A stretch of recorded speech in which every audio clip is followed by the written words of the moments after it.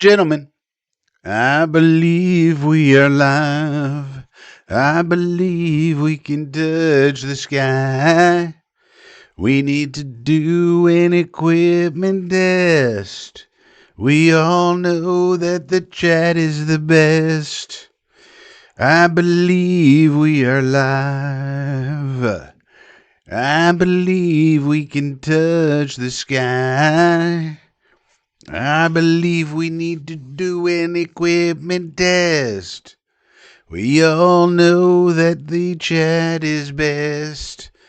I believe we are live. If you're in the chat, please speak up or forever hold your peace. We need to do an equipment test, and it involves you, ladies and gentlemen. It involves you in the chat. Phil Adams is here. All right, Phil.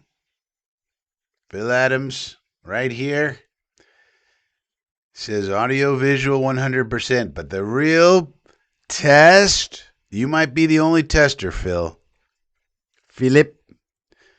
Because what we're going to do is we're going to try and play this video that you see here. And if you, Phil Adams, can hear it once I click play, that will mean that we will be able to play audio of websites. So that means we're going to be able to carry Aaron Glenn live, whoever live, and do all sorts of audio things, but only if you guys in the chat, including Bialy, he's a member of the Inner Circle. You could be a member of the Inner Circle if you would just click the join button. Jerry's here as well. He says all good. Yeah, but we haven't clicked this video yet. This right here's a video. Now we have enough people in the chat. All right, get ready. This is a big moment. Let me know if you can hear this.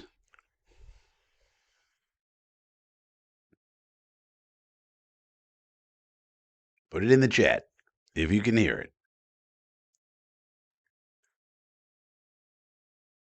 You should be hearing it now. Why it's blurry, I don't know, but let me know, yes or no. Oh, no. God damn it.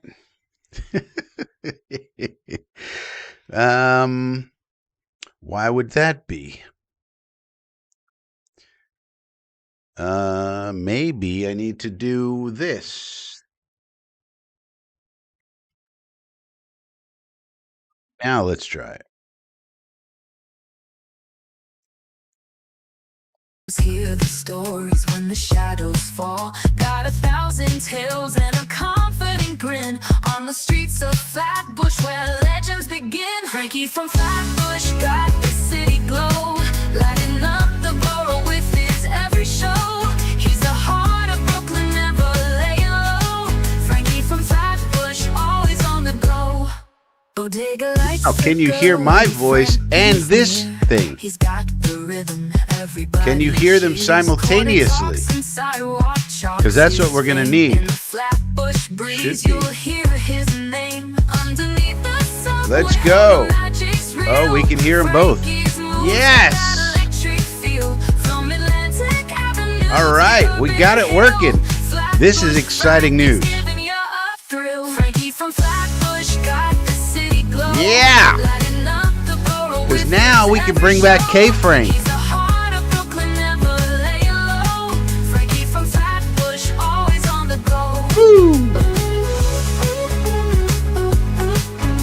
We figured it out.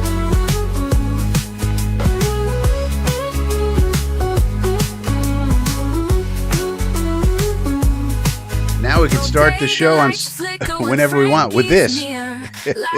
Like the old days. He's the heart of Brooklyn, never laying low. Frankie from Flatbush, always on the go. Frankie from Flatbush got the city glow, lighting up the borough with his every show. He's the heart of Brooklyn, never laying low. Frankie from Flatbush, always on the go. This is very exciting. This is very, very exciting, ladies and gentlemen. Now we can do so much more with this channel, including in some of the recorded videos as well.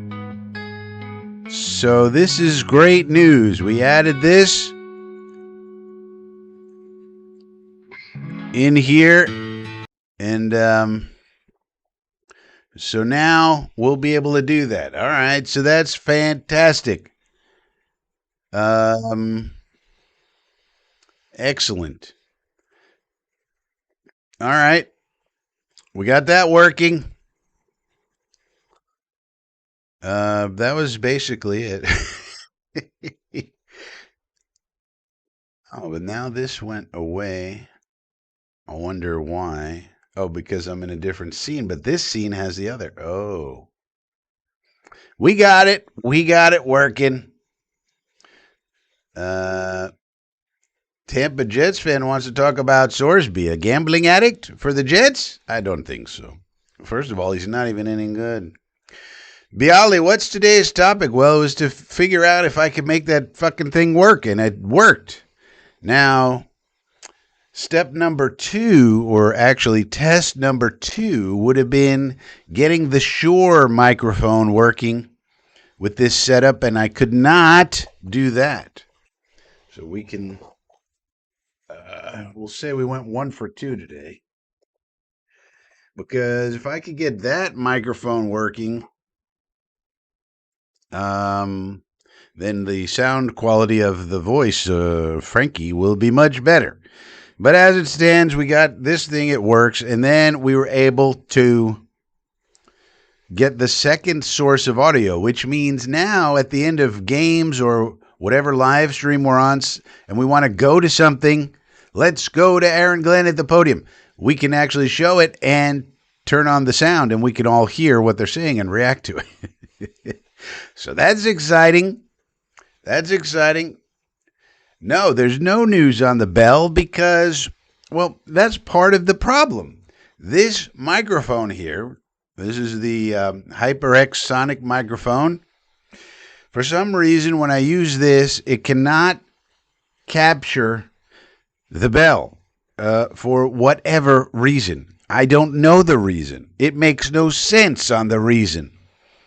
But it's not possible, so you have to make a, so sometimes you have to make sacrifices. Now, if I was able to connect the Shure microphone and the Scarlett interface with the cloud and all of this that I actually have, and was able to use that setup into this computer, then it would pick up the bell.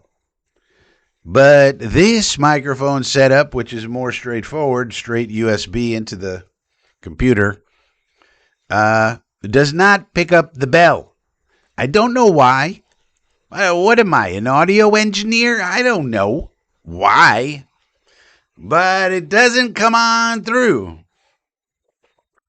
So we're not getting a bell. Look, even if I played this harmonica, watch, you will not hear this harmonica on this microphone, I bet you. Let's play a little harmonica.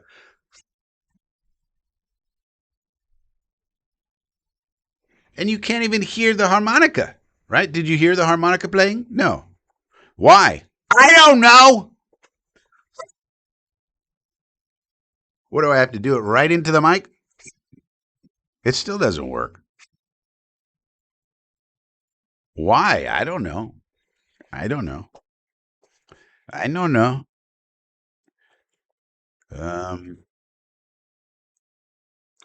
Ali says, nope. Yeah.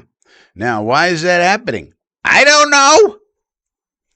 You think I understand? If I speak into this microphone, it picks up nicely. If I play this harmonica into the microphone, it can't pick it up. Why? Someone please explain. I don't know. I could play this harmonica all day and you guys can't hear it.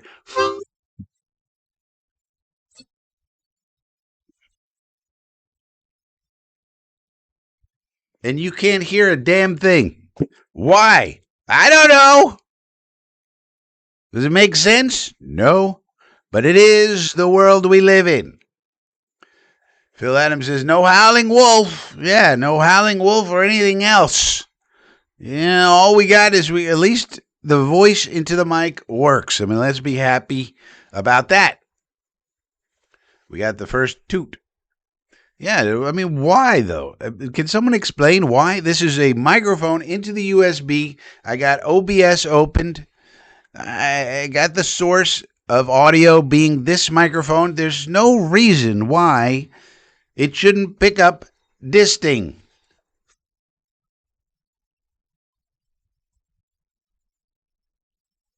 But does it? No. Why? We don't know. It makes no sense. Why, Bialy? We need to find audio engineers out in the world to become Frankie Familia, and we'll give them a free a free membership to the inner circle if they could help me set up this stupid audio. But if you remember, we started out with very humble beginnings about 2 years ago when I moved down here to Florida. We had a lot worse equipment, if you recall. I had a headset thing, I had a different laptop, and things could barely work, and I sounded terrible and all of this. So we've upgraded some of the equipment significantly. So we've got it to where it works okay. But we made significant progress today because now we can hear the audio coming from the computer along with the mic. So that's two audio sources at the same time, which means we can go to whatever we need to go to and watch it and listen to the audio at the same time that we watch it. So that's a step forward. But as to the bell and this harmonica and anything else, the mic doesn't want to play ball. What do you want me to tell you? It's a very temperamental situation. So Bialy says that's weird. Yeah. And we need some audio engineers. If you know any audio engineers, send them Frankie's way. I'll give them a free membership to the inner circle. Not that maybe they don't want that, Frankie. Well, look, or they just want to help a fella out, you know. But yeah, step by step, Rome wasn't built in a day. So some of the news of the day does involve Brendan Sorsby, in case people missed it. Brendan Sorsby, it looks like his college career is over because apparently and allegedly, he has been gambling on college football games while he was on the college football team. No bueno. He was betting on his own team, allegedly, apparently. Tens of thousands of bets this young man made through betting apps, and they finally caught him, and they said, Brendan, this is clearly against the rules. You've been told this multiple times, and he still kept betting and betting and betting, and so he's probably, we don't know yet, the NCAA will probably say, you're out of here, you're out of NCAA, you violated our rules. We don't know, though, they may not say that, but that's what everybody is saying. It looks like this kid has just broke the rules so badly, he's probably getting thrown out of the NCAA. But that being the case, he could be eligible for the supplemental draft in the NFL. But the NFL, it's not a sure thing that he's even eligible because you have to apply. And does the NFL want to put a gambling addict into the supplemental draft? And so the NFL could say, no, get out of here. These violations at the college level are such that we don't want to put you in the supplemental draft and you can't play here. So it's not even clear that he can come into the NFL, for one thing. For another thing, he was going to have to improve significantly from what he did last year to this year to be considered, a viable draft pick. He's kind of scattershot with the old accuracy. And now he's not going to get to play this year, it looks like. So, it's unlikely that anybody is going to want to take a shot with him. So he's probably headed to the CFL, if I had to guess. But he's certainly not somebody that we want on the Jets, that's for sure, in my opinion. Yeah, and there may be other problems. Every piece of news that's come out about this has been getting worse and worse for him. So it's not looking good for him. It's not promising for the Jets. It's not something that we can take a look at. But this is the sort of thing, though, that I keep telling people. It's like the 2027 class that everybody wants to say, oh my goodness, look at all these quarterbacks over here. By the time we get to next year, it may not look so good. Here's one guy already out that people thought was maybe a first round pick if he, improved and did really well. Well, now he's out. And, there's lots of reasons. Arch Manning, for example, let's say Arch Manning has a nice year, but Texas doesn't win the Natty. They make the playoff and they get knocked out at some point. But he has a nice year. He could come out, no problem, be a first round pick, no problem. But he decides, you know what? I want to chase a Natty. And he goes back to school. He could do that. He makes tons of money. So what's another year in school? It's fun being in college as opposed to coming to New Jersey or some other shit team where, he plays for Texas. I don't know if you guys understand how cool Austin, Texas is, but that's where the University of Texas main campus is, Austin, Texas. About the coolest, one of the coolest cities in America. Beautiful weather, no state income tax, beautiful women, incredible food, a fun town. I say town is about 1 million people, 3x the size of Pittsburgh, for example. So it's great. If I were him, I'd stay in school another year because it's so amazing. And then go to a shitty team the next year.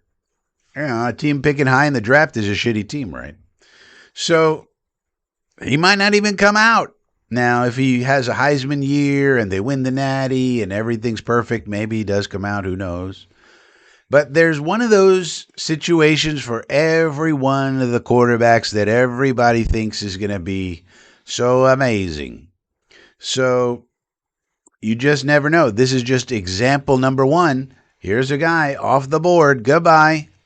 And so you just never know. So putting all your hopes in 2027 or any future year is probably not the wise thing to do, in my opinion.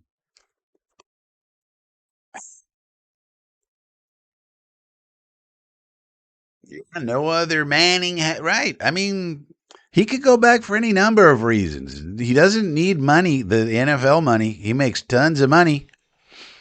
Tons of money. And why not stay in school and have fun for another year? I mean, how fun is it to be the quarterback of Texas?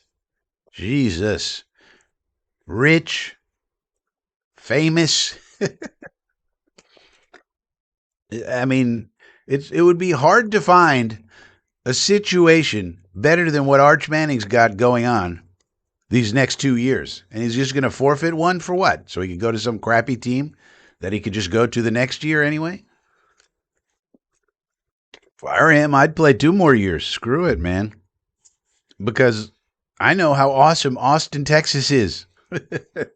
Trust me, I lived there for 6 years. It's amazing. Great food, great restaurants, lots of fun things to do. Like I said, the women are incredible. Unlike in New Jersey. And he's rich, he's famous, he gets to play college football, which is fun as hell. And I mean, why wouldn't he? If I were him, unless it's just perfect, like he wins the Heisman and they win the Natty and there's no way he could possibly top this year. All right. But any other outcome, if I were him, I'd stay in school. I would. You're going to come out the next year and make the money anyways. Have one more year of awesome fun before you have to join some bum-ass team. Maybe the Colts would have taken him in the top 10. Oh, wait. Well, that's the other thing. He could look at the draft order and be like, I don't want to go to those teams. I'll wait for the next year. And maybe do better. Maybe he'll shake out better. That's the other part of it. He could look at the Jets or any other bad team if we turn out bad, which I don't think we will, but you never know. Or if the Colts turn out bad, we have their pick. Whatever it is, if we're picking up there or whatever bad teams are up there, He might say, I don't want to go to them. Staying in school. See you later. And it's not going to hurt him at all. So, James Thompson says, please no Russell Wilson. Why not? Breaking news, George Pickens is signing his franchise tag. Source says, Ian Rappaport says it's now officially signed. Okay, so he was reported that he was going to sign it. Now, apparently, it's officially signed. So why he signed it now, I don't know. Maybe there's a trade in the offing. Maybe not. We don't know. But the news is he signed it. So he's in there.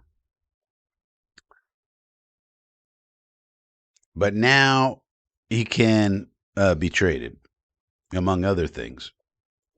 So with Russell Wilson, so our options are pretty slim pickings. I personally would prefer Josh Dobbs myself out of the remaining options. And because I don't think we're going to be able to make a trade now unless we trade, because I don't think Muji's getting rid of any 2027 picks. It seems like a pretty high consensus that people think next year's draft is going to be pretty special. So I don't think he's going to want to give up any assets for like a Will Levis type or one of those guys, or Andy Dalton or Tanner McKee. Now, strangely, the Philadelphia Eagles drafted Cole Payton, so they have 4 quarterbacks on their roster. So why are they doing that? I don't know. Maybe Muji will trade a 2028 6th-round pick for Tanner McKee or something like that. That'd be all right by me. But I don't mind Russell Wilson, but I would really rather have Joshua Dobbs. Why? He's super smart. That's why. So if you're going to, out of all those dudes, you could go Gino, you could go Gino, Russell, 2 veterans, 2 bums and a baby theory. 2 veterans, they help out Cade Klubnik in development. We'll see. But I'd rather have Josh Dobbs, super smart, like unbelievably smart. So that could be the solution. Or maybe they trade 2028 picks for Tanner McKee or Will Levis. That could be the solution. But whatever it is, it'll be fine. I mean, even if they want to go back to the Tyrod, that's fine. Fine for a backup. Could be the microphone has noise suppression turned on, Alan says. Well, maybe so, but this microphone right here just has a USB cord that goes into the USB.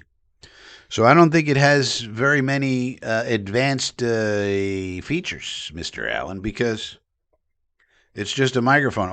The only button it has is this button right. So if I click, and you couldn't hear me before because I clicked the button. Mrs. A could be competing in Austin, Texas later this year. Well, you should go with her, Mr. A, because Austin is amazing. That's a place you want to experience if you haven't been there in your whole life. And go eat some barbecue and go find some quirky restaurants that they have and just have the time of your life. Tell you that much. McDonald latest. Will McDonald? He signed. Will McDonald has been the franchise. The Jets are picking up his 5th-year option, so that was expected. They picked it up, $13 million plus for 2027. So he's going to be here unless he gets traded. He's going to be here this year and next year at least. $13.75 million for him. It's you might as well pick it up, no problem. So they picked it up. They did not pick up Mozzie Smith. So you remember Mozzie Smith was also a 1st-round pick that year. And so the choice for that was due at the same time. And they declined, which was smart because he would have been way too expensive for what he's worth. So they declined the 5th-year option for Mozzie, which means he'll be on the team in 2026, unless he gets cut, which is possible. But not 2027. He'll be a free agent in 2027. So Will McDonald here at least for 2 more years unless we trade him. So he's locked in, locked and loaded. Good deal. Both of those things were no-brainer decisions, and Muji made the right choice. No problems. George Pickens has officially signed his tag. Now, the question would be, why did he sign the tag now as opposed to later?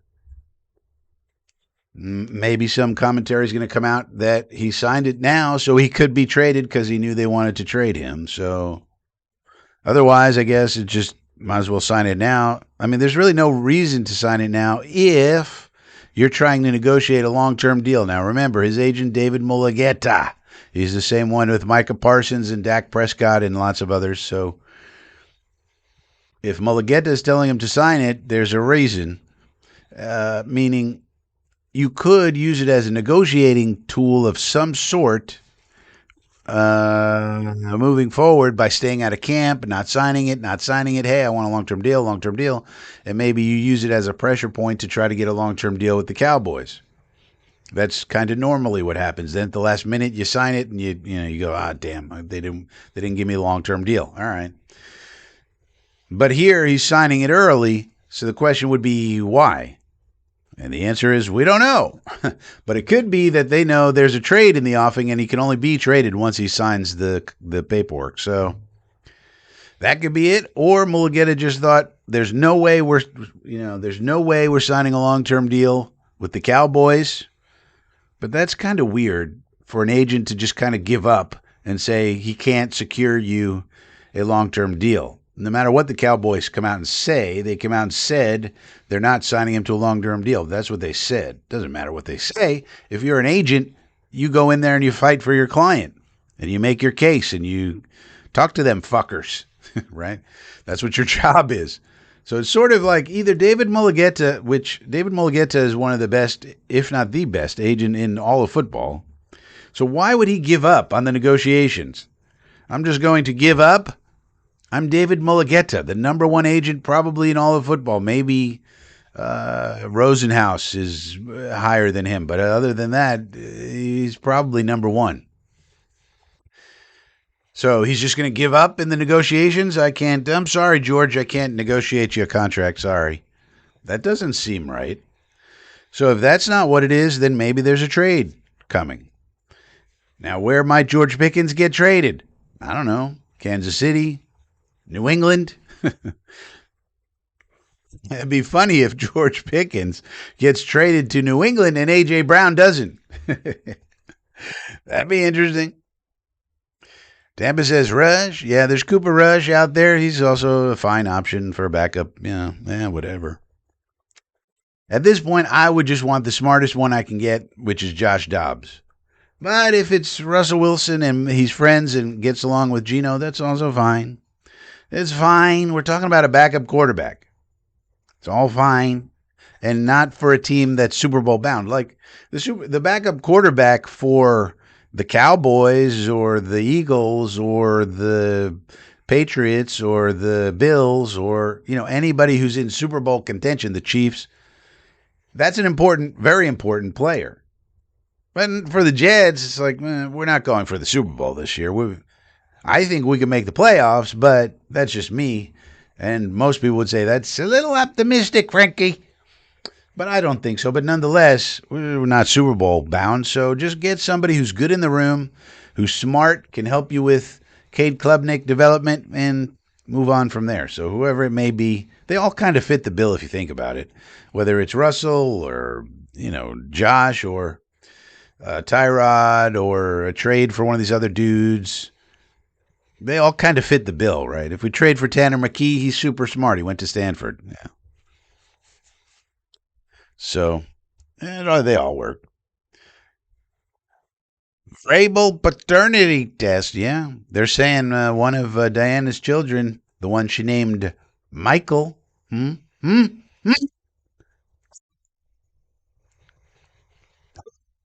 She named one of her children Michael. Well, we'll know when he starts getting older, won't we? If he sort of has the body type of a Shake Shack dude, that's one thing. But if he's sort of like a big monster of of a kid, we're gonna know what Michael she's talking about. Oh boy. Some internet sleuths also figured out that Diana Rossini created a Spotify playlist called Turnin' the Page, and she shared it with another user named Mike at the same time that the Tennessee Titans had lost 4 games in a row. Hmm. Hmm. It just gets curiouser and curiouser, doesn't it? Doesn't it? The plot sickens. Yes, it does. Yes, it does, ladies and gentlemen. It's either Windows sound settings. I've been looking at the Windows sound settings. I don't think that's it. Or YouTube interface audio settings has noise suppression on. Maybe YouTube does. I don't know, Alan. There's something hinky going on. Because I even used AI to search out solutions to this, and I did all the things AI told me, and it still didn't work. Or maybe the Shure microphone that I have, the other mic, is dysfunctional. That's possible. Though I don't think so, because all of the other indicators, the things, seem like it's working. There's something between the laptop or OBS or maybe YouTube, but probably not YouTube, because if it were YouTube, then this microphone wouldn't work good, right? Why would this microphone work but not the other one? Mark Shichetti's here. Just our luck. Pat sacked Vrabel and hired Tomlin. You know, that'd be interesting. Is that a plus? Did you get better by hiring Tomlin? I mean, Pittsburgh was pretty sick of him at the end, where he would just have 9-8, 10-7 seasons, one win, get into the playoffs and get knocked out. I'm not so sure that's an upgrade for them. Whereas Tomlin would be an upgrade for us, of course. But but for them, is Tomlin really an upgrade from Vrabel? I don't know. We're kind of like half of one, half a dozen of one, 6 of the other. I don't know. I mean, Mike Tomlin won a Super Bowl, but that was a long time ago. Long, long time ago. I can still remember how that music used to make me feel.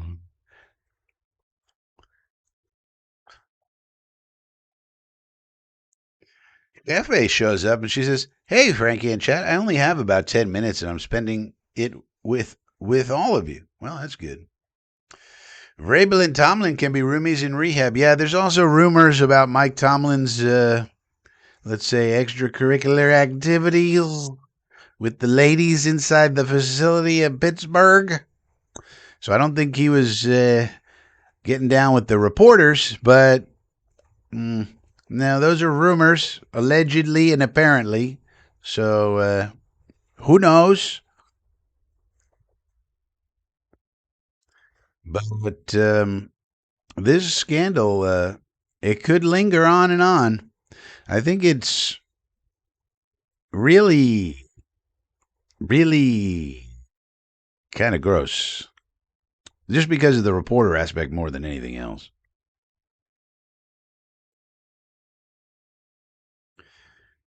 But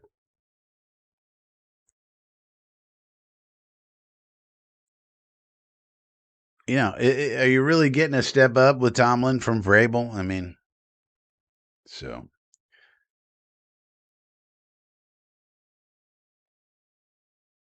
Bush, what up?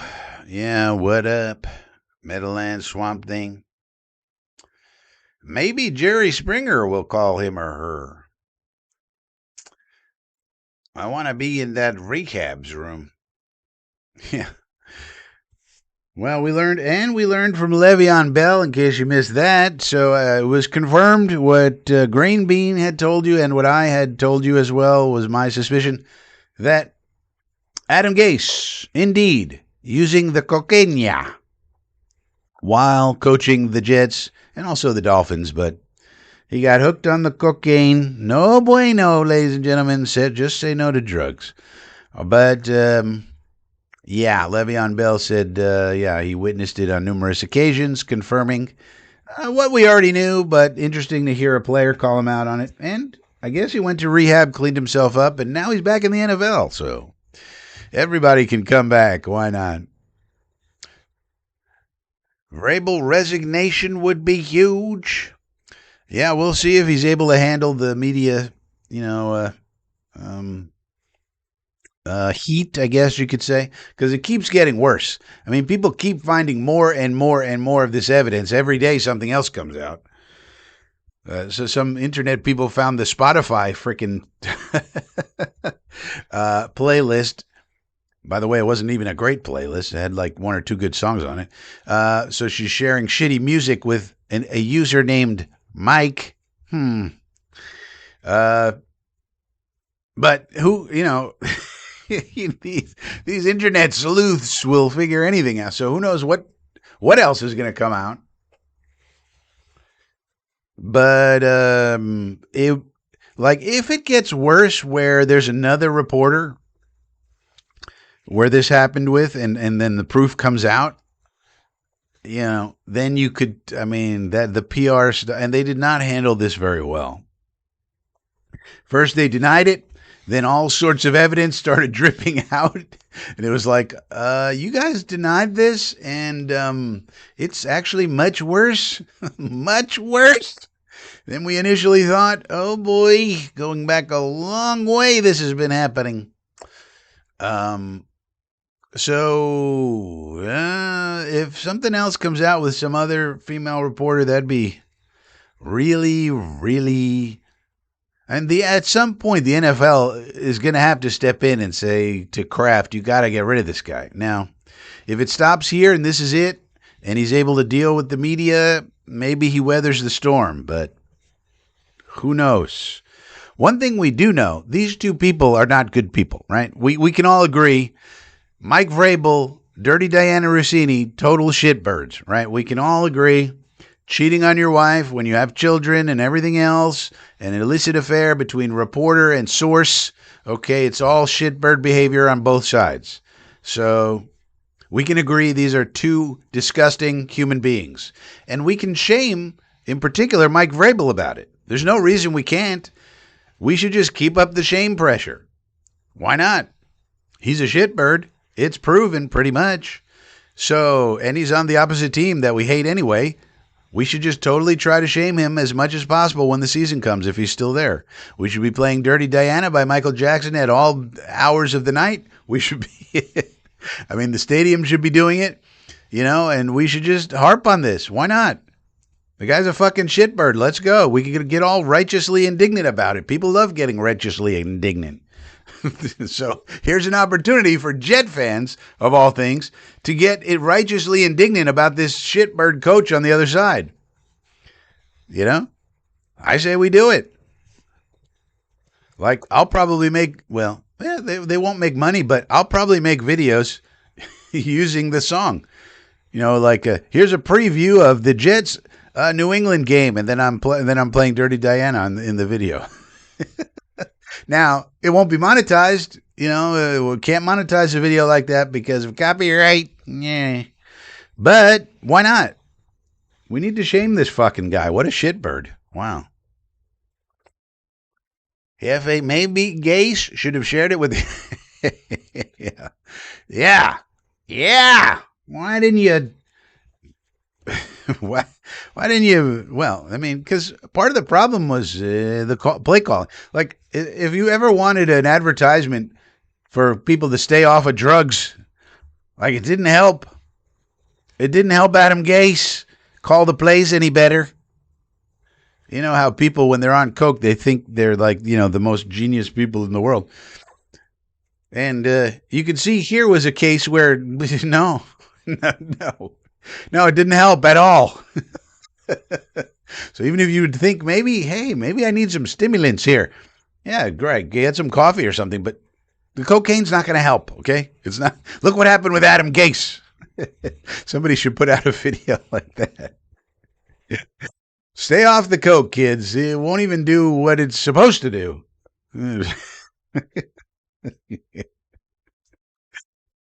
Yeah. No, Dirty Diana was not on the playlist. It would have made it a better playlist. It was a playlist that was like, it was called Turning the Page. So what happened was you could piece it together very easily. She put it out at a certain date, and the Titans had lost 4 games in a row. So she put together this like 20-song playlist called Turning the Page to help him, apparently. Here's some music to help you turn the page from your 4-game losing streak. And it was all this. I didn't even know most of the songs would look like total garbage to me. But, these are songs that are, going to help you turn the page. I don't even know. The thing is, I didn't recognize almost all the songs.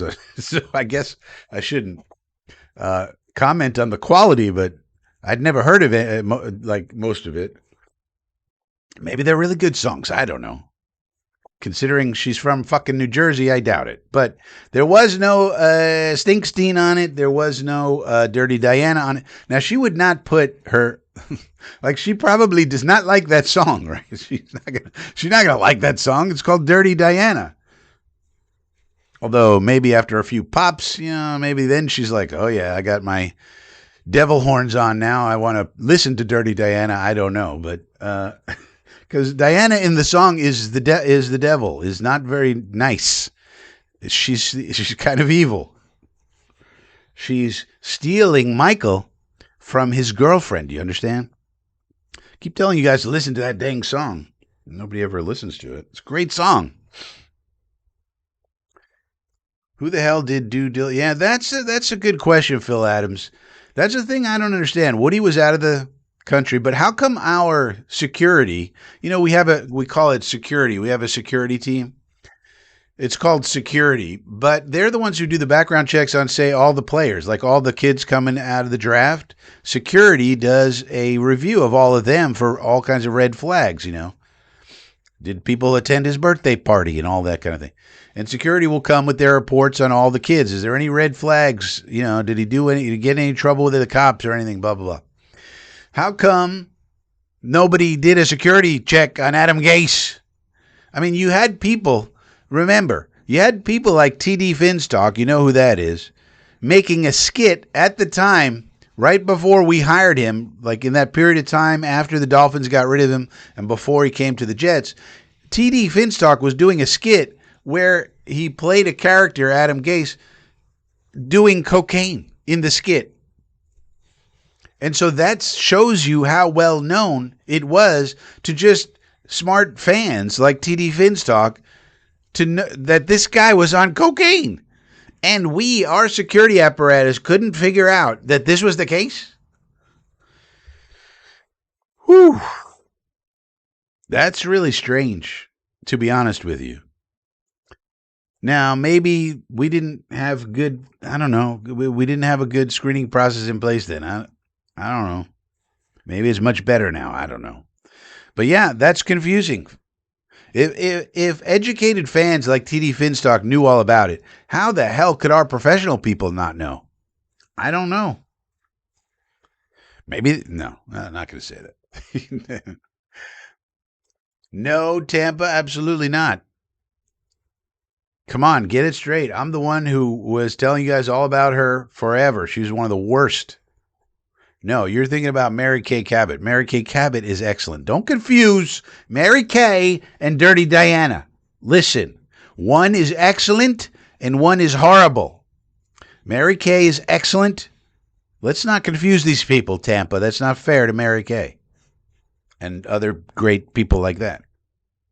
Hefe says, remember leading into halftime, he called the douchey timeout and was shown laughing and saying, fuck 'em, right back at you, Mikey. Hope it hurts. Yeah. Oh, right.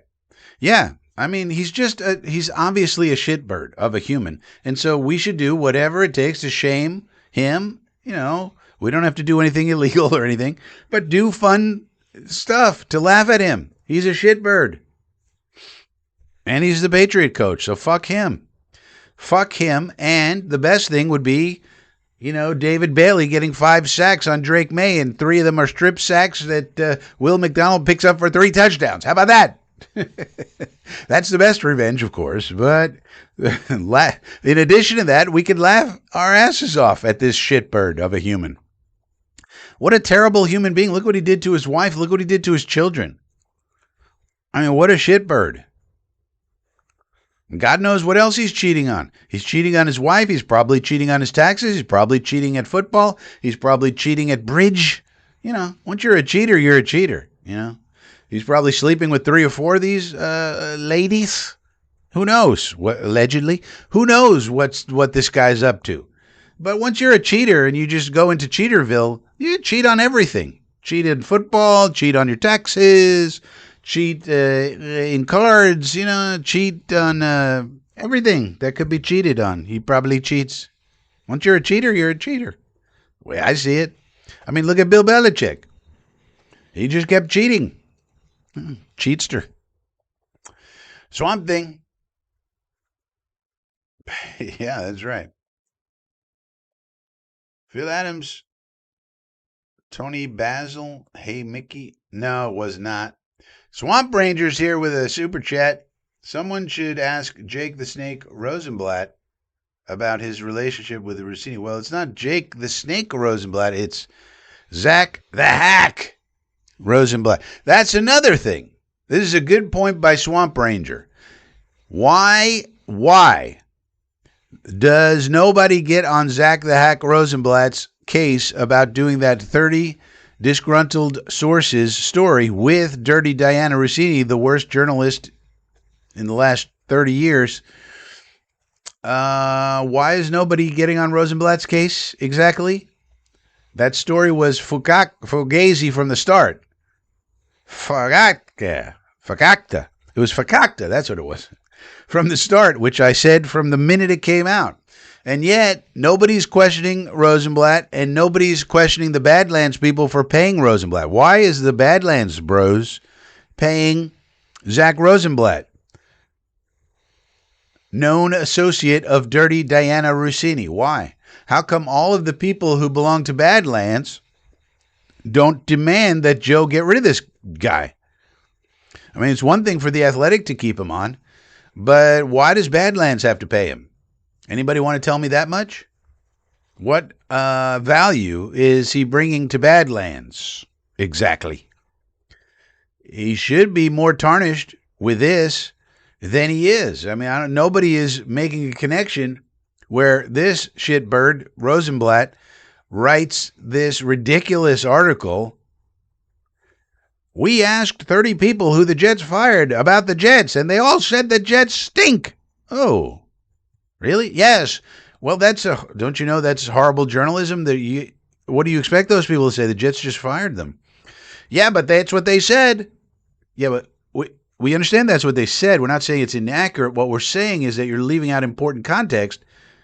Yes, but we let the Jets respond to the things they said. That's not you. No, nobody's going to believe the things the Jets say in defense. They're just going to believe the salacious things that people have said.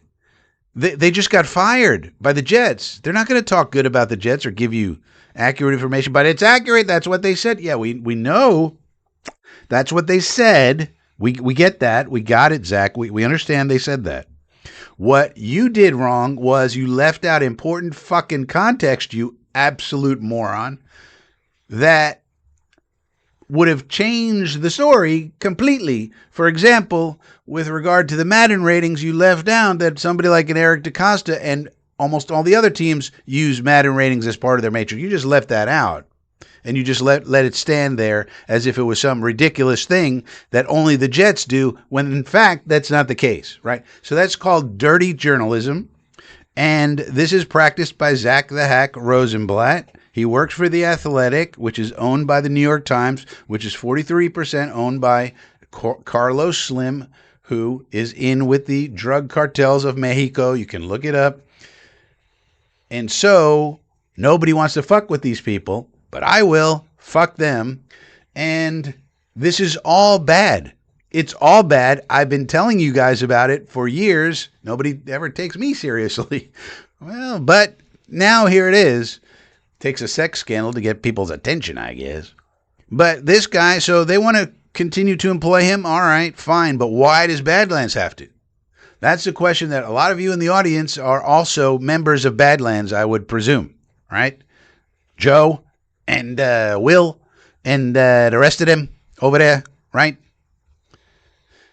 Why is no one asking them why they're continuing to employ a shitbird on their payroll? Somebody want to go knock on Joe Caparosso's door and ask him that? Or are people too scared? And not only that, they have a live event and these shitbirds are there. They invite Zach Rosenblatt and Country Club Connor Hughes and Rich Semeni and all these people, and they celebrate them and have them on stage and hooray, look at these people who are here. Why? What the fuck are they doing? Oh, but they have inside sources, Frankie. They got sources. They talk to people in the NFL. You don't. I mean, these people, they talk to people in the NFL. Does Frankie talk to people in the NFL? No. Nope. Do not. That's all that matters, Frankie. Do you have inside sources? That's all that matters. Don't you get it, Frankie? Well, maybe so, but I think someone should go and say, you know what, Joe, you want to employ this shitbird? Okay. Well, I'm going to employ my right to not subscribe to your little Patreon over there. Yeah. That's about all you could do these days. What are you going to do? What are you going to do? Hey. Yeah. Oh, yeah. If this was the Jets, the world would be all over us constantly. Yeah, of course. But the Patriots have 6 rings, so it's okay. It's all right. Fake May. Swamp Thing says, your small cadre of true believers. Very small cadre. But I really don't understand, Swamp Thing, why people just don't go up to Caparoso and be like, look, what do we need Rosenblatt here for? He's clearly a shitbird who hates the Jets, and he contributed to the reputation hit that we took in a dirty journalism way, and that reputation hit hurt us in trying to hire coaches, trying to hire players in free agency and so forth, so it has an effect on the team, and yet Badlands will just go ahead and employ him and go ahead and invite him to live events and like nothing's the matter. I don't know. Somebody should maybe ask them about that. I can't because, of course, I don't subscribe to their stuff. I do listen to them, though, sometimes because they do have sources and they do have good information sometimes, but I just don't understand this relationship with Zach Rosenblatt. Except that it's this nicey, everybody make nice, nicey. Nobody wants to ruffle any feathers. Meanwhile, you have the greatest scandal in the NFL the last 5 years at least. A prominent reporter sleeping with sources. I mean, this is crazy. And you have someone who worked with that person and they're not catching any flack at all. It's very strange. Very strange. But that's my point of view. Maybe I'm the one who's crazy. All right, well, we were supposed to do a tech test, and we did do a tech test. And the tech test worked. So,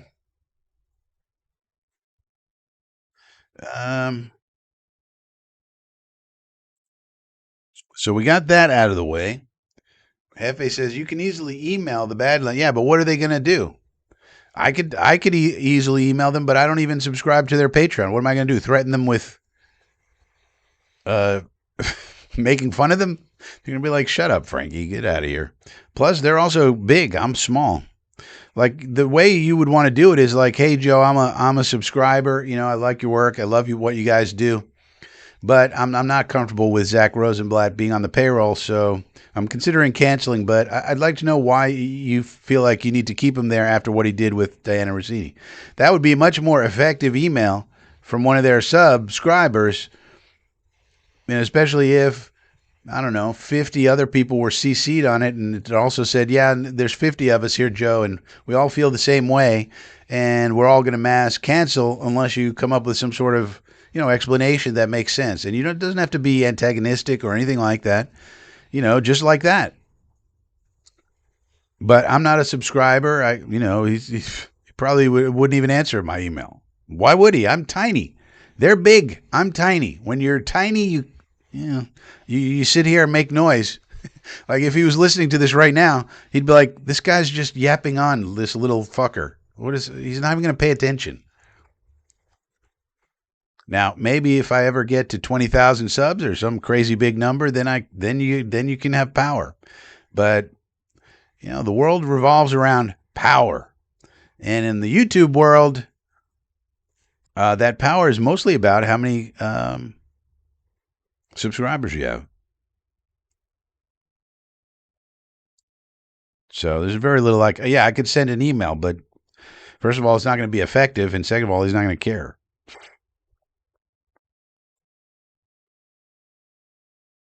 So let's check some wires. Oh, this is interesting. The Dolphins have parted ways with senior personnel executive Champ Kelly, sources say. Kelly served as Miami's interim GM this past season after Chris Greer's firing. A lot of people moving on now after the draft is over. The teams are kind of getting rid of people that they want to get rid of and hiring different people. So the Jets may be able to scoop up some experienced people that other teams let go for whatever reason. So that'll be interesting to see if the Jets make any additions to the staff. I don't think we're going to make any subtractions. We did really good this offseason. So I think Muji and his team get a lot of credit. So I don't think we'll be getting rid of anyone, but we might want to add to the staff. So that might be interesting. Phil says, seems too many NFL insiders are slow to have a pop at Vrabel. Yeah, they want to keep up appearances. Albert Breer saying he likes them both. All right, that's okay then. Yeah, he likes them both. Oh, he's treated him nicely over the years. Oh. I mean, people are generally don't want to confront things, unless they have to. They want to stay in their lane. They don't want to ruin a relationship. I mean, think about journalism. It is all about relationships. Now, you're not supposed to be sleeping with people, but it is all about maintaining relationships and keeping up a good dialogue with people. And so, it's kind of rough for people to cut people off. You never know what's going to happen. Vrabel could come out of this and then become more powerful. And now you've just cut off a connection to a powerful person that can help you in your career. So there's all of these things going on. It's very easy for me to say it. I don't have any connections. This isn't my career. This is just basically a hobby. And, the people who support the channel and they get value out of it. But, for these people whose careers depend on these relationships, do they really want to go balls out about something like this? Probably not. They'd probably wish it just go away and so they could go back to covering football, that sort of thing. I often think about it like, what if this was my only source of income and I had a mortgage and a wife and children and all these things that I don't have? What would I do? Would I take a little different tack? Maybe I wouldn't be a little so quick to criticize others and point out these terrible journalists and things of that nature. You got to think maybe. But in case for those who came in late, we did make a technological advance. You may say, what technological advance, Frankie? Well, I'm going to show you that we have now the ability to do something that we could not do before. I'm going to show you in a second what that is. This will be for the latecomers. Sometimes people come in late. And sometimes we want to use this screen over here to, listen, to watch something and listen to the audio. Now, before, all we could do was watch the video, but now, hopefully it'll work again. Now, if I click play, you should be able to hear the sound as well. And now we have two sources of audio, so you can hear my voice also. Got a swagger sharp like a vintage wine. Everybody knows his name from porch to stoop. Hustling dreams in every loop. In the park he struts, hits the handball wall. Echoes hear the stories when the shadows fall. Got 1,000 tales and a confident grin. On the streets of Flatbush where legends begin. Frankie from Flatbush got the city glow, lighting up the borough with his every show. He's the heart of Brooklyn, never laying low. Frankie from Flatbush, always on the go. Bodega lights flicker when Frankie's near. He's got the rhythm, everybody cheers. Corner talks and sidewalk chalks his fame. In the Flatbush breeze you'll hear his name. Underneath the subway on the magic's real. Frankie's moves got that electric feel. From Atlantic Avenue to the urban hill. Flatbush Frankie's giving you a thrill. Frankie from Flatbush got the city glow, lighting up the borough with his every show. He's the heart of Brooklyn, never laying low. Frankie from Flatbush, always on the go.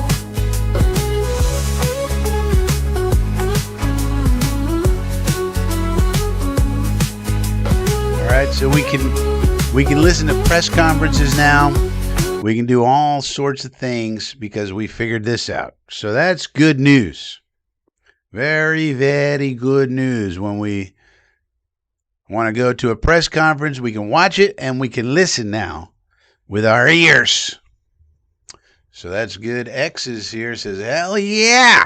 Yeah, people do like that song as well. And now, guess what? Now in the beginning of any live stream, I can just play that song in the beginning like I used to in the olden days. Except now I have to play this video, but same thing, pretty much. Jefe says, you're like D'Angelo Pons of Jets content creators. Small, but impactful. Let's hope so. How are we measuring that impact, Jefe? That's what we would say in the business world. Although but it's hard to say without measuring, right? You would say, if I had, the amount of subs I have right now, which is 1.2 thousand, and I'm very thankful that anybody subscribes to the channel. But let's say I had 1,200 subscribers like I do now, and then every video I put out did 10,000, 20,000 views. That would be a way to measure your impact. But they don't. They do not. They do not. So, I don't know, maybe. Only thing I could say is, of course, people steal my ideas all the time, and so... But that's not really provable or measurable either. So, I mean, who knows? Phil says, still working, still working. All right, so we got that to work. So that's the good news. We'll be able to use that anytime we want to play music. We can also now turn this into K-Frank. So Phil Adams will remember, and maybe a few others in the chat will remember. Sometimes we turn FSPN into K-Frank, playing the music that Frankie likes. Well, now, as long as there's video for some of the music, including some of the music that's not copyright, because it's by my friend Chris, God rest his soul, we can play those. And Friday night, things get a little slow. We could turn this into Frankie TV with a music channel, So there's lots of possibilities now. Lots of possibilities. So stay tuned for K-Frank, playing the music Frankie likes. The Swamp Thing says, what is your career? Swamp Thing says there's an audio lag. I think that's on your end, Swamp Thing. So I'm in risk management, Swamp Thing. What is everybody's careers in the chat, if you want to share? Share your career in the chat. I'm in risk management, man. That's why I get to go everywhere. I've been everywhere, man. I've been in the Texas state capitol. I've been all these universities, tons of universities. I've been everywhere, man. Because you need a risk manager to come in and tell you what the fuck is wrong with what you're doing and how to fix it. That's what I do. But let anybody else want to tell about their, we could do show and tell. Anybody want to tell about their careers? Feel free to share. Maybe you have a great career going. But we got this harmonica here. And we're trying to figure out how come, the microphone don't pick it up. We don't know. So Swamp Thing says scientist. Always feels like a joke when well, what kind of scientist? There's lots of kinds of scientists, Swamp Thing. I used to work with a guy who's an old bench chemist, he would say. I was an old bench chemist. That's a type of scientist. So Phil Adams says military and family historian researcher. Jeez. We didn't even know that about Philip Adams. Look at that. Military and family historian. No wonder you like green bean so much. Phil, you and green bean would get along great in real life. Probably. Military and family historian and researcher. That's amazing. The shoe definitely fits with risk management. Yeah. Hefe's a nurse, but wanting to change professions. I love writing and photography, but am open to risk management too. Well, risk management, usually people fall into it, usually through insurance. This is the insurance side. So if you like insurance, you could get involved. But it's hard to make a living as a writer and a photographer, though. But you could always start a Substack, depending on what you want to write about. That's why I keep talking about my Substack, frankiefromflatbush.substack.com. You have writers and all sorts of people doing all sorts of cool creative projects on that platform, independent people. And, that might be a good place to start with that. See if you can build up a following. As long as you don't write about Bruce Springsteen, that's what we don't want. But if you really want to.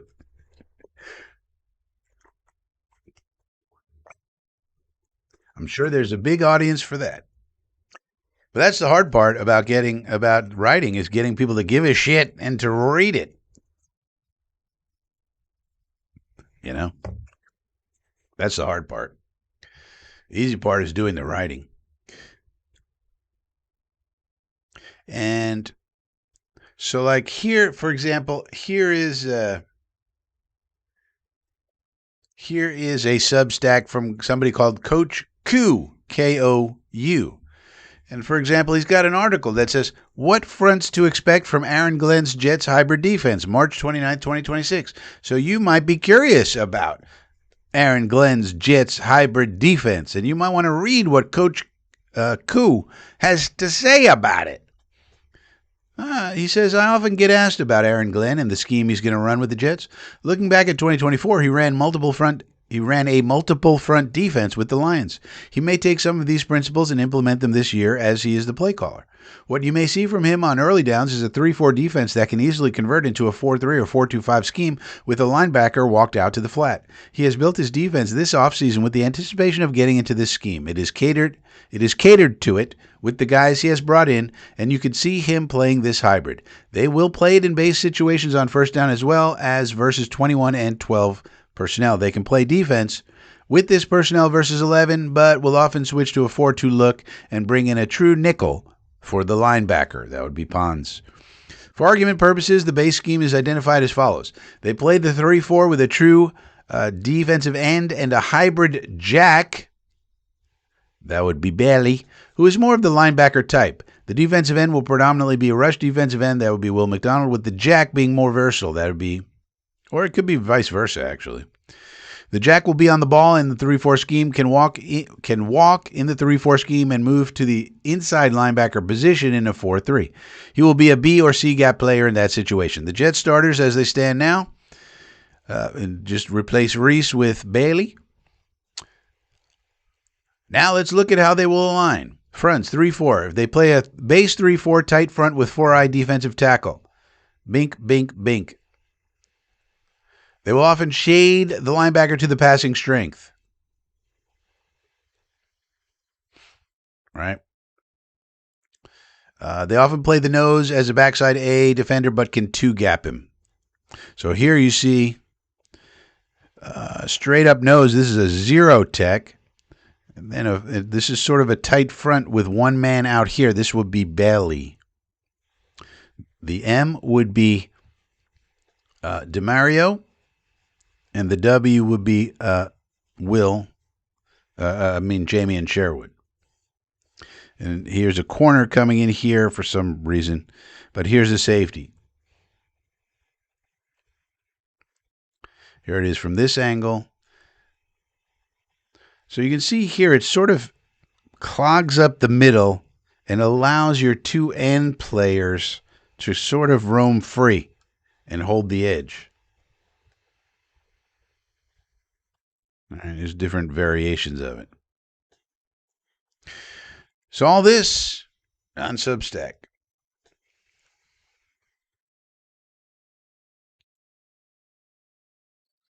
Is writing more about the content or the writer? Well, that's a complicated question. Sometimes writers get a reputation and then they become a brand. Other times the content, the thing about content is subjective. So somebody may love it, next person may hate it. It's hard to say. The world needs more nurses. Concert photographer. I have a ton of amazing photos of Bruce that I could share. No, thank you. Let's go now live. Wait, let's see if we have it before we go live. Oh, yeah. Here it is. Let's go now live to the Bruce Springsteen concert. Let's go live. Here he is. Let's go live to the Bruce Springsteen. All right, Bruce, bring it in, Bruce. Let's go. Oh.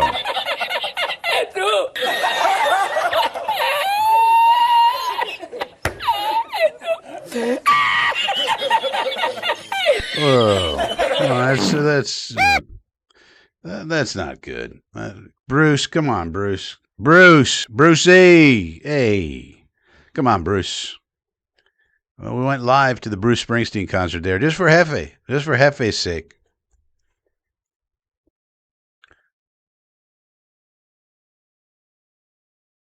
Phil Adams says, Mrs. A served 40 years as a nurse. In truth, she doesn't miss it at all. Well, Phil Adams, what is going on with this wife of yours? I don't understand. She served 40 years as a nurse, and yet she's globe-trotting all over the place, being an athlete of some kind. What is going on with this? She's some sort of superwoman? What's happening? I don't understand. How is she some sort of decathlete but also had a 40-year career as a nurse, this and that? What is going on with this woman? Is this like some kind of superwoman, Phil, that you married somehow? What is going on? We need to know this.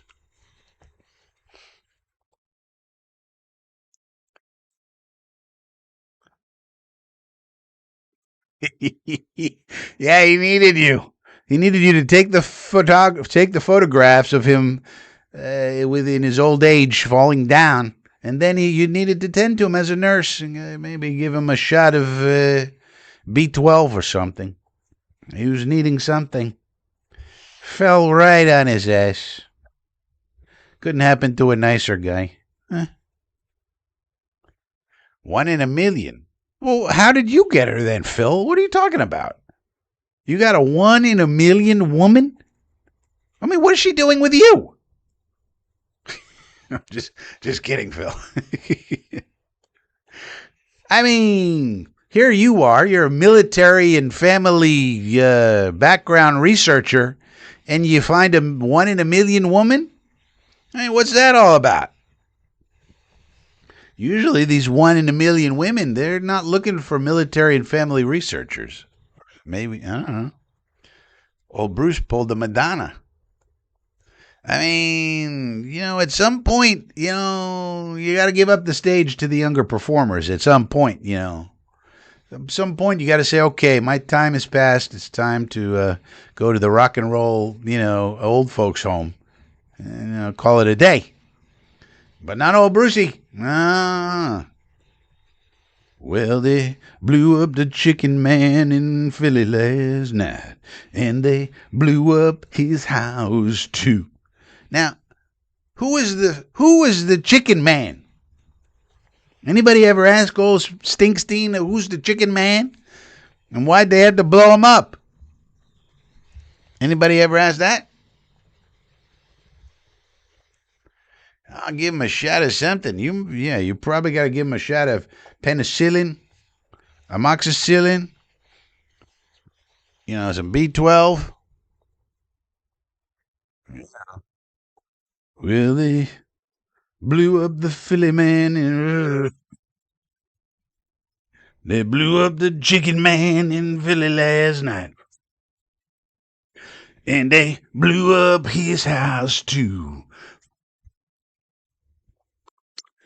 Well, we're gonna get something on the promenade. We're gonna see what them racket boys can do. I'm a try-hard singer, and I try real hard. And then I blow into this harmonica, too. See, anybody can do it. He played an energetic 3 hours of crappy music. The Chicken Man was a mob guy. Was he?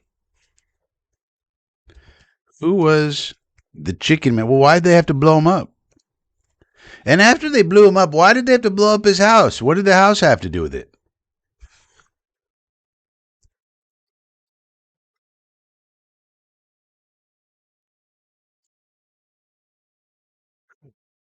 Now we're gonna see how much you know your lyrics, Jefe. The Chicken Man in Bruce Springsteen's song Atlantic City refers to Philip Testa, a Philadelphia crime boss. All right, so you got it right. But you should have known a little more specifically. Who was killed by a nail bomb in 1981. His violent death is referenced in the song's opening. All right, so you get half credit. I'd say you get half credit, Hefe. You got it right, but you should have known exactly who it was. Now, why they had to blow up his house too, I don't know. It says Philip Testa was killed on March 15th, 1981 when a nail bomb was detonated at his home. This violent act was part of a power struggle within the mob and is famously noted in the song's opening lines. Well, they blew up the Chicken Man in Philly last night, and now they blew up his house too.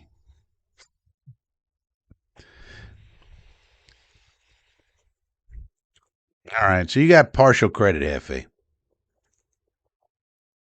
That's one of the better Springsteen songs, I would say. My opinion. Now, there's another song on that album, Jefe, that has my name in it. You may not know. This song is actually a good song, Atlantic City, I would say. Well, they blew up the Chicken Man in Philly last night, and now they blew up his house too. Down on the boardwalk, they're getting ready for a fight. We're gonna see what them racket boys can do. Now there's trouble busting in from out of state, and the DA can't get no relief. Gonna be a rumble out on the promenade, and the gambling commission's hanging on by the skin of its teeth. Well, now, everything dies, baby, that's a fact. But maybe everything that dies someday comes back. Put your makeup on, fix your hair up pretty, and meet me tonight in Atlantic City.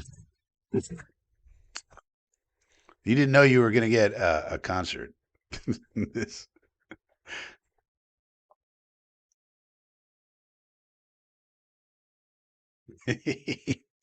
Well, I doubt he gave him this one. This is I don't know. This is just one I found on Amazon. He probably has fancy ones. Too much to text here. Yeah, well, the band do a great cover. Oh, I'm gonna hear. I'm gonna listen to that. Yeah, Highway Patrolman. Right. Now that song, that's also a good song, simply because it has my name in it. But also, in that song he says Frankie went in the army in 1965. If you remember. Well, I went in the army in 1995. So you just turn it upside down. And he gets out in 68. Of course, I got out in 98. And I would say that song I would say has meaning to my life. When you have a song, even if it's by somebody like Bruce Springsteen, who's pretty disgusting, generally speaking. But then there's that, song that speaks to you, the lyrics hit your life. I would say Highway Patrolman's one of those. Sean Penn made a film based on it. Well, why wouldn't you see the film? I don't understand. You're this big Bruce Springsteen fan. Somebody made a movie out of one of the tunes off of Nebraska. And you don't go see the movie? Why not? Looks like you gotta go see the movie.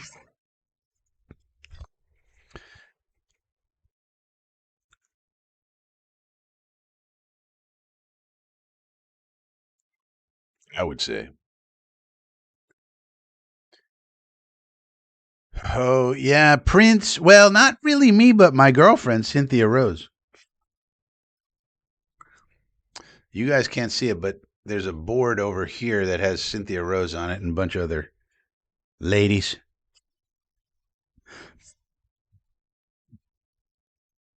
So if you listen to the song Coffee, Star, Fish, and Coffee, not one of Prince's better songs, but decent. It's all right. Starfish and Coffee. That song has my ex-girlfriend's name, Cynthia Rose, in it. And of course, we also made a movie, probably the best 15-minute movie maybe ever. Well, I would say the best 15-minute movie that was ever made in a basement, where there were basically three people who made the movie, starred in the movie, shot the movie, edited the movie, and all that time we didn't even wear shoes. Just in our stocking feet making movies. And we made a movie called The Case of the Fat Man. I played the Fat Man. And that was one of the all-time great 15-minute made in a basement movies of all time. It is one of the great ones. Bruce also has a song called Frankie, but in the song, Frankie's a girl. I don't know that one. Yes, thank me for my service.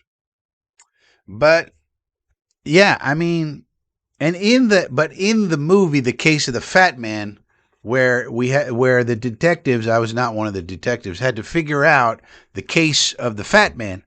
We had multiple Prince references, including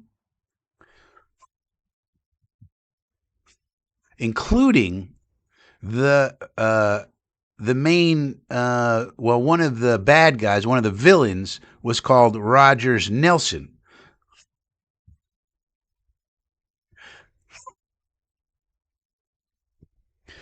And of course, Prince's real name is Prince Rogers Nelson. And I played Rogers Nelson. I also played the voice of the telephone. I also played the Fat Man, of course. And that was just a great movie. So the premise of that movie was that there was a corporation called REC, which stood for Really Evil Corporation. And the corporation basically stole a formula from a scientist. Did I play this? I was also the scientist. But the scientist had come up with a formula for an additive to put in all of the foods, like a food additive. And the additive would make everybody fat. Now, why would they do that? Well, the Really Evil Corporation was like one of these giant corporations that owned all these food products like Kraft or one of these big food conglomerates. And they wanted to put this additive in all their food so everybody would get fat, because they also owned like 75% of the fitness centers, the fitness gyms around the world. So everybody would get fat, and then they'd have to go and spend money on the gym memberships. That was the premise of the movie. We were 16. So there's that.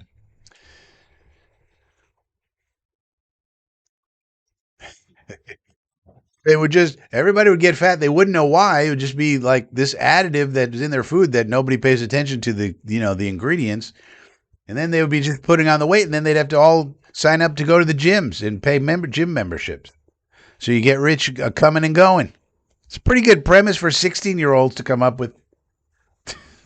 Three 16-year-olds. We had a car chase scene. We had running jokes. This was a brilliant movie, I swear to God. Maybe one day we'll play it on the channel. Let me know in the chat if you want to see The Case of the Fat Man. You could see a young Frankie. You could see a young Frankie. Boy, was I handsome, let me tell you something. All right, well, I guess we'll call this a day. People are leaving in droves, Frankie. Phil Adams says, hell yeah. But I think you might be the only one, Phil. People are leaving the chat in droves, Phil. They don't want to hear about any of this. All right, so thanks for joining. We got the technical side done. We can now listen to music. We can now listen to things on this channel at the same time as we're watching them.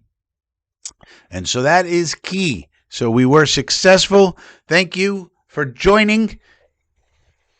And we'll see you on Friday. Maybe on Friday, which is May 1st.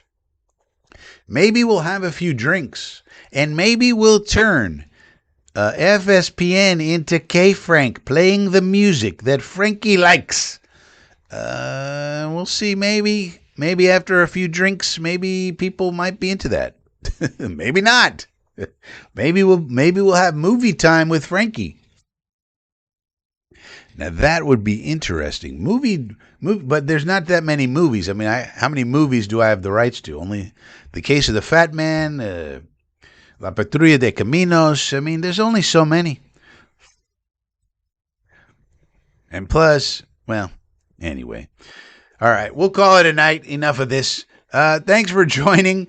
We'll see you on Friday. We'll see how everybody feels on Friday and if there's any jet news to talk about or not. And as always, like the video, give it a thumbs up. Why not subscribe to the channel? Think about joining the Substack, frankiefromflatbush.substack.com, written materials, all sorts of things. frankiefromflatbush.substack.com.